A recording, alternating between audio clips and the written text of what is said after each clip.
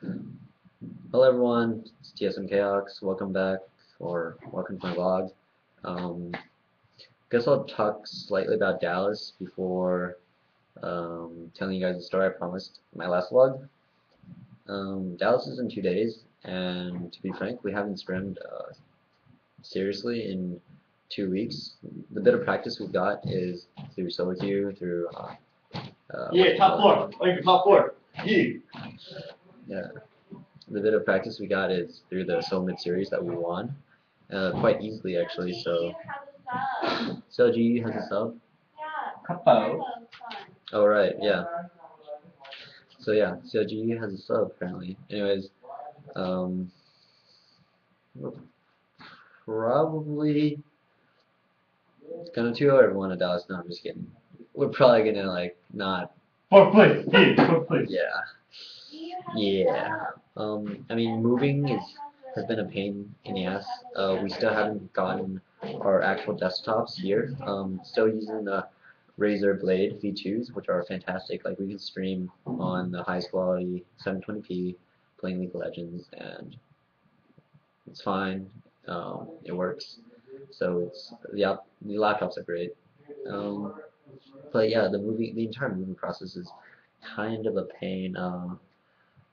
Like we finally got our boxes of our stuff with our stuff today, so we got our desktops now upstairs, and it's just like the entire living room is pretty much just boxes on top of boxes on top of boxes, and um, we still need to unpack those, and really not in the mood. We threw our homecoming party, which is supposed to be next week, but we're actually in Dallas next week, so we have to throw it earlier.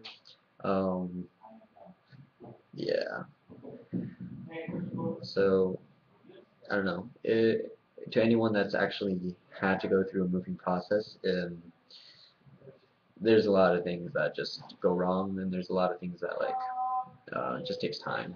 Like um, I'm actually kind of getting used to playing on these laptops, but the screens are actually like smaller than I'm used to. So I think it's 17 inch, and I'm also used to dual monitor and all that jazz. And yeah, so we haven't gotten to scrim all that much. Just crossing our fingers, hoping for the best at Dallas. We'll be much well practiced, or much stronger, much more solid for IPL. Promise. Anyways, now the boring part's over. Move straight into the story that I promised, right? It's at World, and it's a story about a cab ride that I had. I was bumming at the Curse Mansion for about a week, and we had to have a meeting, just a team meeting. This is like at the point where after we lost, and I was at the Curse Mansion. I just like not getting wasted every night, and uh, yada yada yada yada. I had to take a cab back to the Hilton where everyone else is staying. Um, and I actually spent like I'm pretty sure over 500 or $600 in cab fares in LA. That's insane. It's insane. But thankfully, right, it reimburses most of it, or like all of it, as long as you have the receipt. But you know, alcohol, receipts. Yeah. I had to go back, and I used Uber. So the guy was like, I don't know. Uber is pretty much a just a app for the phone, and they give you like really high quality cars and good drivers. Anyways, so Uber, and it's like a giant Russian guy, right? A giant Russian guy. Damn, I forgot his name. And I actually had his name on my Uber, but I forgot it. Sorry, but giant Russian guy, and he's like, okay, where do you want to go, right? I was like, I want to go to the Hilton next to Universal, and he's like, okay, and he had a really thick accent. He's like, would you want to, which way would you like to go? And I was like, because they usually ask passengers, like especially in LA, they ask passengers where or like which route they want to take to so the cab driver doesn't so they know the cab driver's not screwing them. because you can take like really heavy traffic routes if you want. If you really hate your passenger as a cab driver and just like, I don't like the way he looks. I don't like him. English. Yeah, he's just like, I'm gonna take this route with the most traffic ever and set it to per minute, so he has to pay like 3 times the amount he actually you like would using an efficient route. So they ask the passenger usually what route you want to take. So I was like, well, I have no idea because you know I don't live in LA, I live in New York. And he's asking, he's like, oh, so what do you do in LA? So I explained him all about like how season 2 what it's all about and how like teams from around the world is coming to compete for $1 million first place, and he's like, oh, this is super exciting, and this and that, this and that. And then he started asking me like, so like, have you traveled anywhere?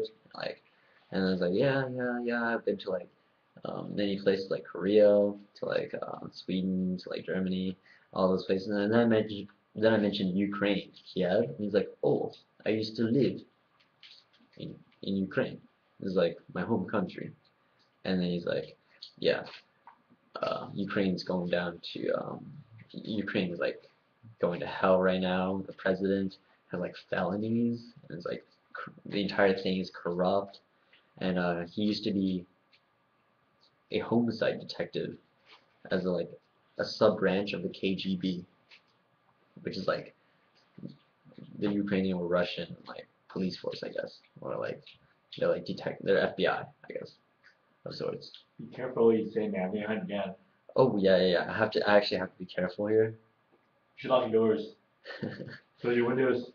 Hide your address. Don't share address doors.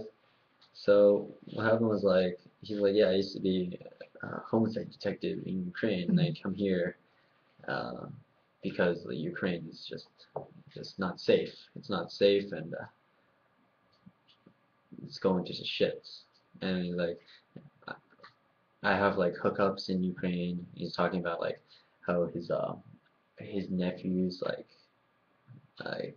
nephew's like friend or like nephew's brother, like some his uncle's brother or an uncle's friend, something was like really high up in the government's like always contacting. He's like, oh, you come back, come on, you drive car in the States, like you drive car, come back, like I can give you this position. And he's always like, no, screw that, like I can go to sleep, like I don't go to sleep scared, I wake up happy, like I drive a car and that's all I want, like that's enough for me. So I'm just like, wow, okay, shit, this is the part of the world that I don't usually interact with, because I live in like unicorn land where people play games and go to tournaments and stream. So I was like, damn, okay, cool. So I started asking questions about like, you know, just Ukraine and all that. And he's like, so, um, like, how was it growing up in Ukraine? And he's like, well, like, I went to school, and it was just school, and I tried to contact my KGB or like my police school, and like there's like a 90% mortality rate. Like I think just him and another guy are the only people left alive in his class.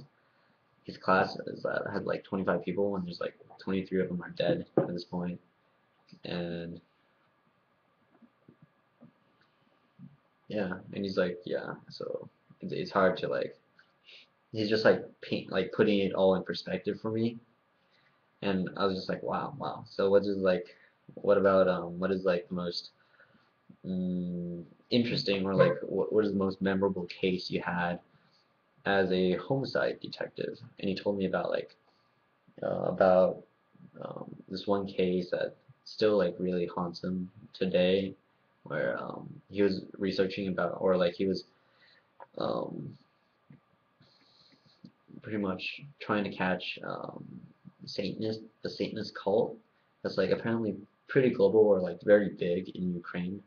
Satanist cult, and they actually have their own military, and it's like Satanist stuff, like Apparently is like a library that a girl in college worked for, and they sold like Satanist books or like in or and they had like a cult there, and this girl apparently was sacrificed because she was a virgin, and they just like found her dead corpse, and he told me like the specifics, like no, the corpse had like um, was like badly damaged, so it seemed like she put up a fight before death. Like the way her like the way her body was damaged like suggested this and that, and like it was located near like one particular store that had buses arriving every like and pretty much only buses arriving to that store, and they're like they thought they had something connection with the buses. He was like getting into detail, and I was just like, wow, holy shit. And he's like, yeah, like,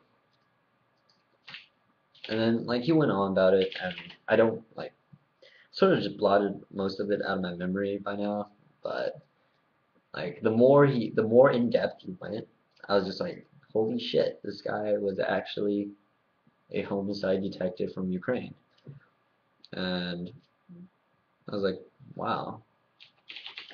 Mm.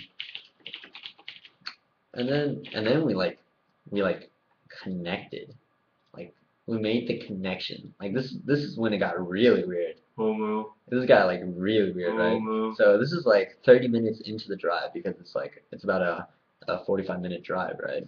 And this is when it got really, really weird. It was like, and he's like, so what do you do in your game? Like, what do you do? And I'm like, well, I didn't know. I wasn't like, well, you know, I'm the AD carry, right? And then I buy like infinity edges and shit, and I pew pew pew, and I shoot him from range. Yeah, position, farm. Yeah. I didn't say that, so I was like, you know, I have to get strong as the game progresses, and eventually, you know, kill my opponents. And then he's like, oh, so you are also a killer, and I was just like, uh, I guess, yeah, in game, I guess I'm a killer in the game, and he's like, you know, the best killers. No, actually, he didn't say that. He's like, you know, like, do you do you sense danger? Like, do you get the feeling in your gut of danger, like that feeling of danger? And I was just like, I was like legitimately rattled when he said that because we were talking about like virgins getting like sacrificed for like demonic like summonings and shit, and then he's like, do you have like the sense of danger? And I was just like, uh, no, I wasn't like that, but I was like legitimately rattled, and I was like, I thought he meant like right now. Like I thought he meant like do you think I am dangerous? Do you think, little Asian man, do you think that I am dangerous? And I was just like, uh, I mean, I live a pretty happy lifestyle, so I don't usually sense danger. Danger? And he was like, oh, no, I meant in game. And I was like, okay.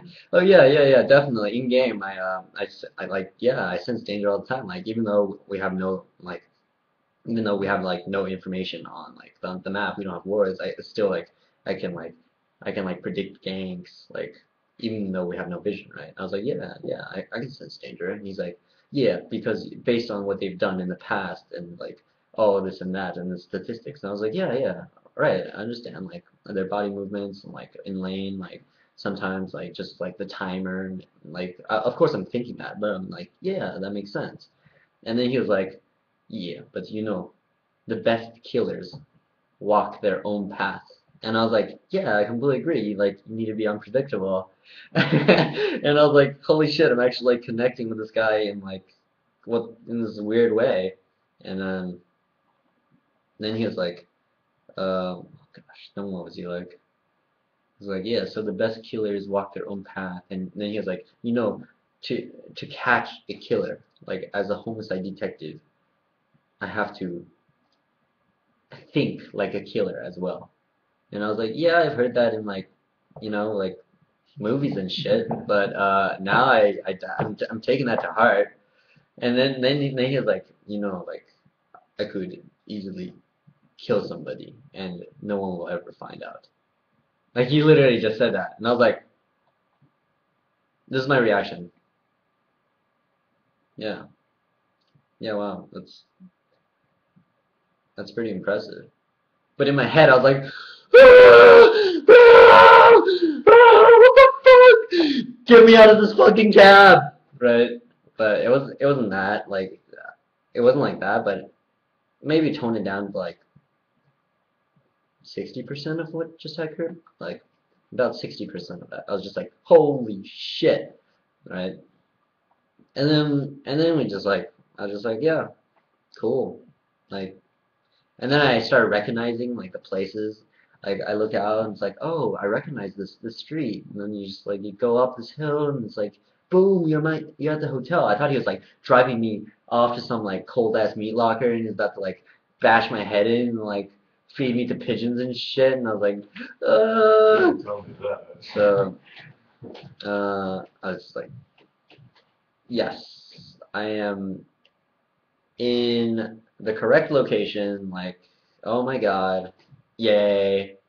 And then we got out and we shook hands, and he's like, nice meeting you. And I was like, yeah, man, holy shit, nice meeting you.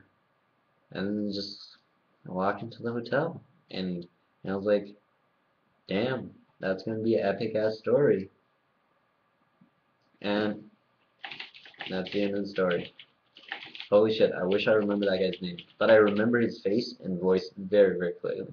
Like, I could definitely distinguish him on the street. He was huge, man. The guy was like Dyer size. He's a buff and like giant, like in between Dyer's dad and Dyer size.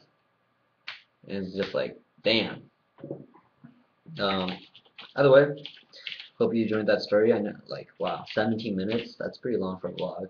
But make another one after Dallas. Hopefully we don't do too terrible. Peace.